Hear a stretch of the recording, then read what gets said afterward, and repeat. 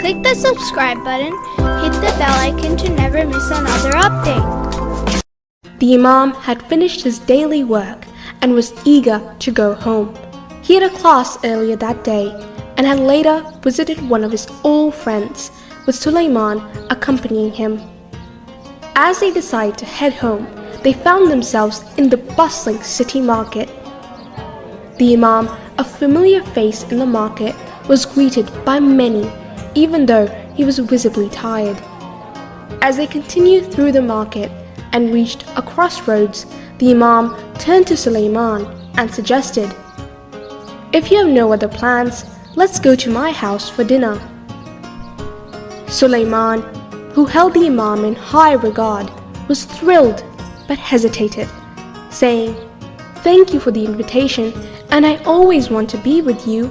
However, I don't want to be a burden."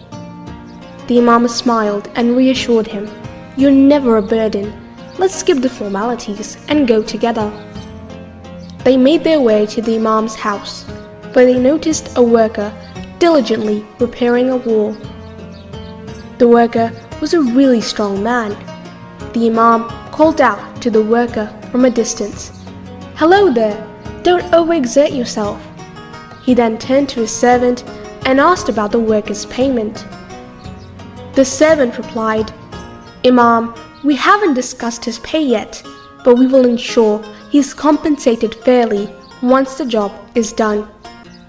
The dedicated worker, pleased to see the Imam, continued working enthusiastically on the wall, first at the rear of the enclosure and now at the front. The Imam praised the worker's skill, saying, "You've done excellent work. But have you agreed on his wages before he began?" The servant, feeling remorseful, quietly admitted, "No, we didn't." The Imam, recalling a similar incident a few months earlier when they had forgotten to determine a worker's wage in advance, gently chided the servant for not following his advice. Sulaiman, listening closely to the Imam's words, learned yet another valuable lesson that day, as he always did in the Imam's presence. The Imam continued, "If you neglect to establish the worker's wages from the start, he might later feel underpaid. However, when you agree on a wage in advance and fulfill it, the worker will be content. If you pay more, he will appreciate your generosity." The servant, realizing his mistake, blamed himself and silently acknowledged, "The wisdom of the Imam is profound. I can't believe I forgot his advice once again."